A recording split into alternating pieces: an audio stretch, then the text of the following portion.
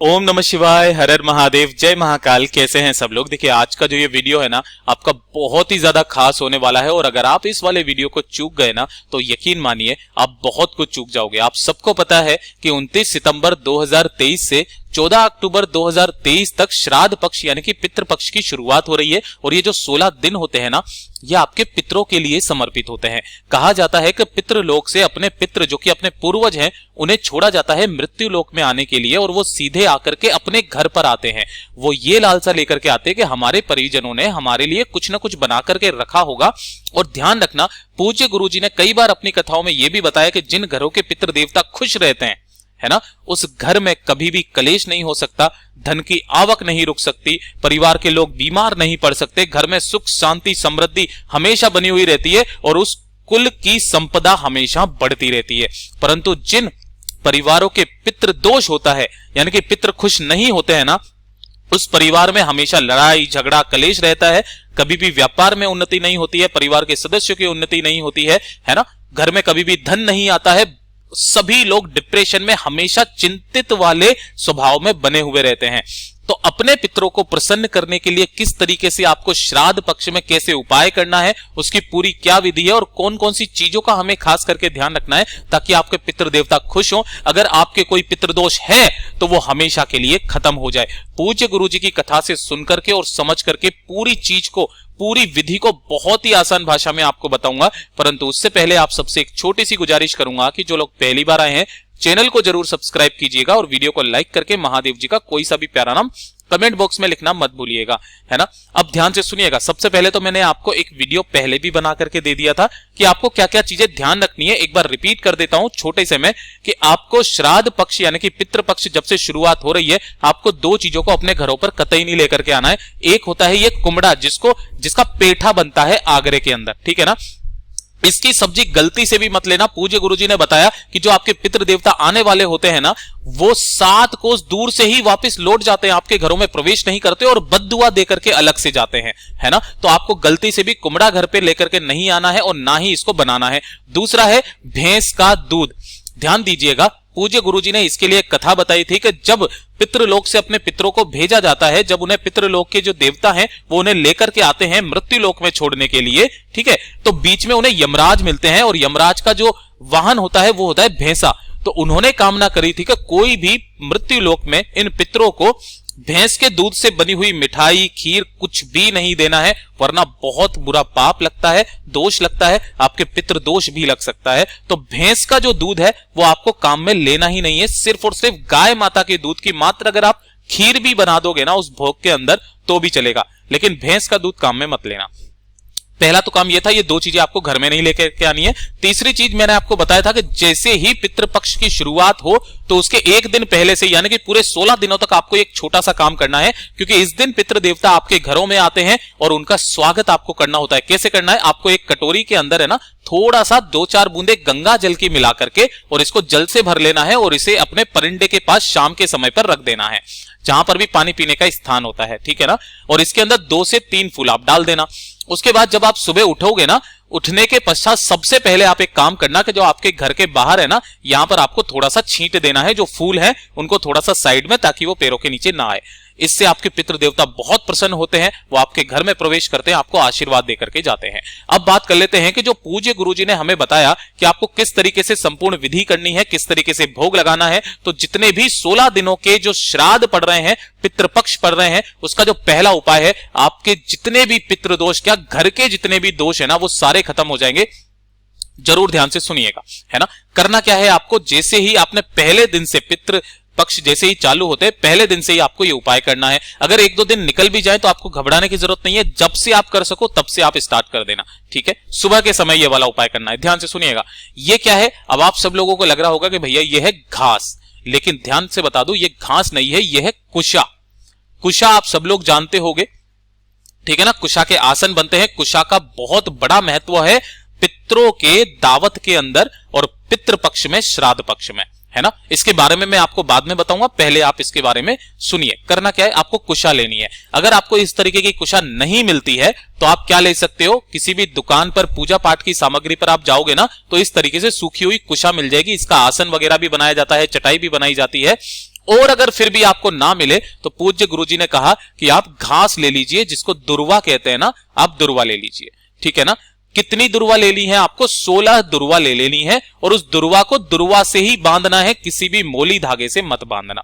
ठीक है। और अगर आपको इस तरीके से कुशा मिल जाती है ना, तो इस कुशा पर आपको 16 बार ऐसे लपेट करके, कैसे?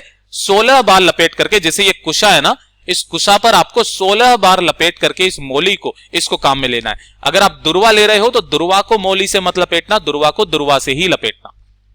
ठीक है। पहला काम तो ये हो गया कि आपको इस तरीके से बना लेना है। दूसरा आपको करना क्या है? 1 लोटा शुद्ध जल लेना है ना। तब तक आपके घर में कोई भी खाना नहीं खाएगा, ये चीज ध्यान रखना।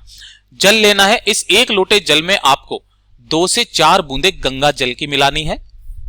थोड़ा सा आपको गाय माता का कच्चा दूध, गाय का कच्चा दूध मिलाना है। थोड़ा सा मिलाना है आपको बूरा। अब ये भैया बूरा क्या होता है, तो ध्यान से देखना। काफी सारे लोग जो यूपी साइड के होंगे, उत्तर प्रदेश साइड के, वो समझ जाएंगे। ये होता है शक्कर को जो पीस लेते हैं ना, शक्कर का बूरा। लेकिन बूरा एक अलग चीज है जो खांड से बनता है। ठीक है ना। बूरा मिल जाए तो बहुत अच्छी बात है, वरना आप 1 चम्मच शक्कर भी इसी लोटे के अंदर डाल देना। उसके बाद में चुटकी भर काले तिल, क्या लेने हैं? चुटकी भर काले तिल और चुटकी भर जौ। इन सभी चीजों को आपको क्या करना है? इसी वाले लोटे के अंदर डाल लेना है। अब आपके पास में 2 चीजें हैं। एक है कुशा, जिसके ऊपर आपने लपेटा हुआ है मोली।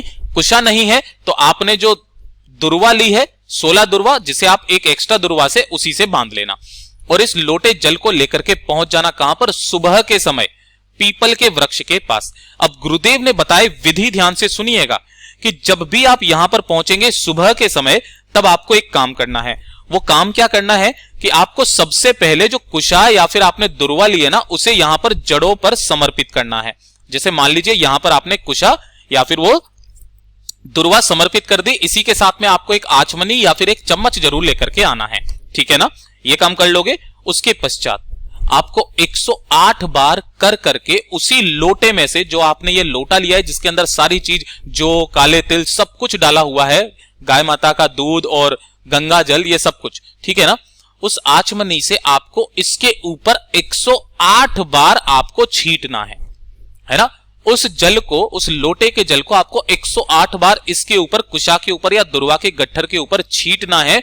और छींटते वक्त आपको पितृ मंत्र का स्मरण करना है, जिससे कि आपके पितृ जो हैं वो तृप्त हो जाएं। पूज्य गुरुजी ने कहा है कि पितरों को कभी भी मोक्ष नहीं मिलता है, ये चीज ध्यान रखना, उन्हें तृप्ति मिलती है ना, ताकि वो तर्पण उन्हें मिल जाए। उस तर्पण के लिए आपको 108 बार जब भी आप इसको करेंगे ना, उस जल को समर्पित करेंगे उस कुशा के ऊपर, आपको इस मंत्र का स्मरण करना है। ओम सर्वेभ्यो उत पितृभ्यो तृप्त्याम। इस मंत्र का आपको 108 बार, जैसे आपने एक बार छीटा, एक बार मंत्र बोलना, दूसरी बार छीटा, इस मंत्र को बोलते हुए आपको 108 बार छीटना है। उसके बाद आप घर पर आओगे, ये करोगे आप पहला काम। आपके पितृ देवता, चाहे कितना भी बड़ा पितृदोष क्यों ना हो, इस वाले उपाय से आपके सारे पितृदोष खत्म होते हैं। पहला काम तो ये करना, ठीक है ना। मैंने बहुत ढूंढ करके ये वीडियो लेकर के आया हूं, बहुत सारे वीडियो मैंने गुरुदेव के पढ़े सुने, तब जाकर के मुझे ये उपाय मिला है, जरूर कीजिएगा, ठीक है। अब दूसरी बात, जैसे आप वहां से आ जाओ ना, तो दूसरा उपाय अब आप ध्यान से सुनिएगा, ये वाला तो आपको सभी को सुनना चाहिए। आप अपने घर पर बनाओगे रोटी, है ना, भोग लगाने के लिए खैर रोटी तो बनाओगे, वो उसके लिए मैं अलग से वीडियो बना दूंगा, लेकिन इस चीज को ध्यान में रखिएगा, जो आप रोटी बनाते हो ना, आपको सबको पता है कि आप गाय माता को, इनको सबको रोटी देते हो, ठीक है ना, पितरों को प्रसन्न करने के लिए। तो इसके बाद आकर के जो आपकी पहली रोटी बनेगी, है ना, उस रोटी के करना 2 टुकड़े। कितने टुकड़े? 2 टुकड़े। उन दोनों पर कुछ भी थोड़ा सा घी लगाना, कुछ भी मीठा गुड़ वगैरह रखना, है ना, गुड़ थोड़ा सा रखना, कुछ मिठाई अगर आपने गाय के घी की बनाई है या गाय के दूध की बनाई है तो उसको आपको इसके ऊपर रखना है ना। और ये जो 2 टुकड़े हैं, इन दोनों टुकड़ों को आपको गाय माता को खिलानी है पहली रोटी की। पहली रोटी किसको खिलानी है? गाय माता के लिए। अगर नहीं मिलती अब बाद में आप खिला देना, लेकिन आपको इन एक रोटी के 2 टुकड़े करके गाय माता को खिलानी है। अब पूज्य गुरुजी ने बताया कि अगर कोई व्यक्ति जो कि पुरुष होता है, पुरुष अगर इस उपाय को करता है ना तो वो केवल और केवल एक कुल को तारता है, जो कि उसका खुद का कुल होता है। लेकिन अगर किसी भी परिवार की बेटी, बहन, बहू, पत्नी इसी रोटी को गाय माता को खिलाती है ना 2 भागों को करके, तो यकीन गुरुदेव ने बताया कि वो 2 कुल को तारती है। एक तो अपना ससुराल का, ससुराल के सारे पितृ देवताओं को तर्पण मिलता है, दूसरा अपने जो घर के ननिहाल का जो होता है ना उन पितृ देवताओं को भी सीधा सीधा उसका एक भाग सीधा चला जाता है। ये चीज ध्यान रखना, ठीक है ना। तो परिवार की स्त्री, बेटी, बहू, पत्नी अगर इस उपाय को करेंगी बहुत अच्छी बात है। पहला जो है, पहली रोटी आपकी जाएगी गाय माता को। अब काफी सारी बार ऐसा भी नियम रहता है कि अगर आप एक रोटी के 2 टुकड़े ना करें, आप 2 रोटी बना लें, उन दोनों रोटी पर गुड़, थोड़ा सा मीठा और घी लगा करके आप गाय माता को दे सकते हो पहली दूसरी रोटी, ठीक है ना, 2 आप दे सकते हो। उसके बाद में जो अगली रोटी होगी ना, कोशिश करना किसी भी कुत्ते को आप खिला दें, है ना।